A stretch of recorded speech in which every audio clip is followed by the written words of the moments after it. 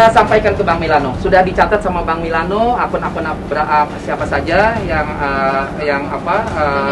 identik ya menyebutkan nama saya dan akun yang menyebutkan saya dan masuk delik hukum, ada delik hukumnya dan ada pencemaran nama baik, sudah dicatat sama Bang Milano. Tinggal nanti tunggu saatnya aja, mungkin Bang Milano akan melaporkan akun-akun itu. Memang tidak berpotensi menimbulkan konflik horizontal, ya tidak perlu ditahan lah gitu. Jadi proses mediasi nggak usah ditahan. Kecuali yang memang ada potensi memunculkan konflik horizontal, misalkan isu seperti yang kemarin, isu tentang 3G, yang kemudian memunculkan reaksi di beberapa tempat, dan mereka bergerak yang seperti itu, kita harus proses tuntas. Tapi untuk hal-hal yang lain yang sifatnya hanya pencemaran nama baik, hoax, terus kemudian hal-hal yang masih bisa kita berikan edukasi, laksanakan edukasi dengan baik. Oleh karena itu penting kemudian dari cyber untuk segera membuat virtual police. Netizen jangan membuat gaduh ya, jangan digoreng-goreng. Sabar itu kan ada batasnya ya. Satu saat kalau misalnya memang ada yang kepleset-kepleset, siap-siap aja saya lapor. Kalau tidak tahu masalahnya, tidak mengerti apa yang terjadi di dalam masalah saya ini, nggak usah berkomentar. Tapi kan netizen kan serba benar nih kan, ya sudah nggak apa-apalah, biarin aja dia punya hak. Tapi sih kalau misalnya ada yang keterlaluan ya siap-siap aja dilaporin sama Dedi. Halo Sobat Fakta Bang Pin, ketemu lagi dengan Bang Pin yang terus mengabarkan fakta viral seputar selebritas tanah air yang terus saja bikin berita, dan dengan berita mereka tetap eksis di ranah media. Kali ini masih soal ayah Vanessa Angel, yakni Dodi Sudrajat, yang lama-lama merasa jengah dan kesabarannya nampaknya sudah habis terhadap netizen. Akhirnya Dodi Sudrajat pun berkonsultasi dengan pengacaranya untuk melaporkan akun-akun yang keterlaluan di dalam menghujatnya.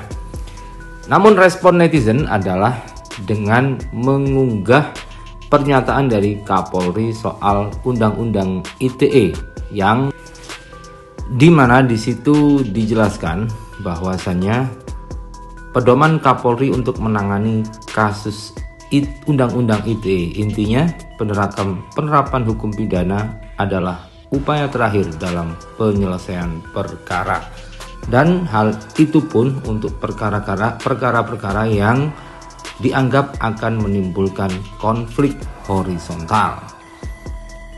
Nah, bagaimanakah penjelasan Kapolri seperti yang diunggah oleh netizen untuk menjawab pertanyaan dari netizen terkait apa yang akan dilakukan oleh Dodi Sudrajat yang akan melaporkan orang-orang yang menghinanya atau akun-akun yang menghinanya? Yuk kita simak saja kupas tipis-tipis fakta Bang Pin kali ini. Like, subscribe, dan komennya ditunggu, dan jangan lupa selalu ada doa dalam setiap lentikan jarimu.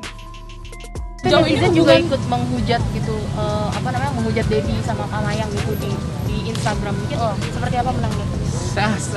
Saya nggak pikirin lah, saya menyikapi dengan senyuman aja gitu kan. Ini kan orang-orang yang tidak mengerti, tidak tahu, ya itu hak netizen. Kalau saya memang tidak aktif di media sosial karena orang buat yang ribut-ribut, saya bingung ribut apaan gitu kan, karena percuma juga nggak ada manfaatnya membaca hal-hal yang seperti itu gitu. Jadi nggak apa-apa saya dihujat, nggak apa-apa, tapi kan ini sudah saya klarifikasi nih gitu untuk hal-hal yang berita-berita yang kurang baik ya mengarah kepada saya. Ya begitulah awalnya ayah Vanessa Angel, Dodi Sudrajat ini berusaha mengatakan bahwa dia tidak terganggu sama sekali dengan hujatan-hujatan dari netizen yang diarahkan kepadanya. Namun terakhir-terakhir karena merasa bahwa hujatan ini sudah mengganggu dirinya dan dia berhujat keterlaluan, pada itu dia sudah melaporkan hal itu kepada acaranya dan sudah mencatat nama akun sudah final terutama karena ini kan wasiat gitu, bahwa dia terjerat di zaman online. Dijalankan. Saya tidak pernah melakukan pinjaman online apapun ya, saya tidak pernah. Jadi itu hoax. ya.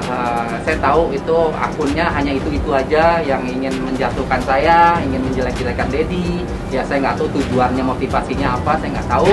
Yang jelas saya tidak pernah melakukan pinjaman online. Ya saya sudah tegaskan lagi, tidak. Kalau misalnya bisa membuktikan silakan. Pinjaman online mana yang Dedi melakukan pinjaman itu? Kan ada itu akunnya apa? Silakan cari aja, media cari, teman-teman media cari saya Dedi atas nama Dodi Sudajat pernah atau tidak melakukan pinjaman online, silakan. Jadi bisa dibilang ini adalah katanya kan akunnya itu aja. Iya. Dan ini sih laporan. Sudah saya sampaikan ke Bang Milano, sudah dicatat sama Bang Milano akun-akun siapa saja yang identik, ya menyebutkan nama saya dan akun yang menyebutkan saya dan masuk delik hukum, ada delik hukumnya dan ada pencemaran nama baik. Sudah dicatat sama Bang Milano. Tinggal nanti tunggu saatnya aja, mungkin Bang Milano akan melaporkan akun-akun itu. Dan kemudian menggandeng dengan itu, netizen pun mengunggah penjelasan dari Kapolri soal pedoman Kapolri untuk menangani kasus Undang-Undang ITE. Di situ Kapolri menjelaskan berdasarkan dari instruksi dari Presiden bahwasanya tidak semua perkara pidana harus berujung penjara soal Undang-Undang ITE. Intinya penerapan hukum pidana adalah upaya terakhir dalam penyelesaian perkara, dan untuk perkara-perkara yang kalau memang tidak berpotensi menimbulkan konflik horizontal tidak perlu ditahan. Jadi prosesnya mediasi dan tidak semua laporan akan diterima, diseleksi dulu.